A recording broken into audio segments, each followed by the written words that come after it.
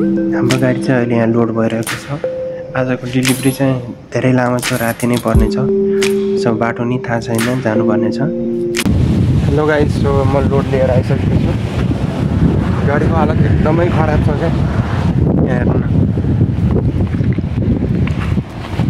यो टायर हेर्नु न, गइसकेको छ कसम।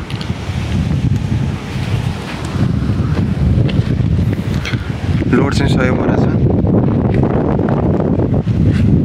यताको टायर नि गइसक्यो, केही छैन बाँकी।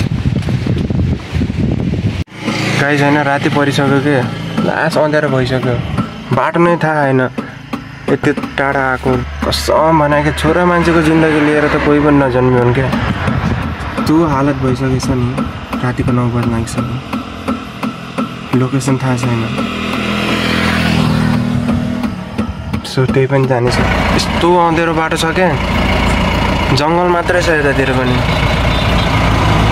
जङ्गल मात्रै छ, केही देखिँदैन। सुनसान छ बाटो। गाडीहरू आइरहेछ आउन त, तर पनि हामी हुन्छ नि त त्यस्तो। अब मान्छे आफूलाई नै अर्कै फिल हुने क्या। बाटो नै कस्तो अर्कै खालको छ क्या। अब थाहै छैन कतातिर जाने हो। त्यही पनि जाँदैछु अब गाइस। हेरेर हुन्छ, केही छैन, सब अँध्यारो छ क्या। बाटै नतपाएर तल भइरहेको थियो कि, त्यही भएर जसो कसो गरेर हाइवेमा पुगेँ। त्यसपछि बल्ल बाटो भेटेको थिएँ मैले। फाइनली जस्तो तस्तो गरेर रुममा पुगेँ।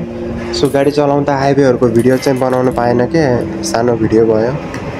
सो त्यहाँ अवस्था नै थिएन कि मोबाइल समातेर भिडियो बनाउने।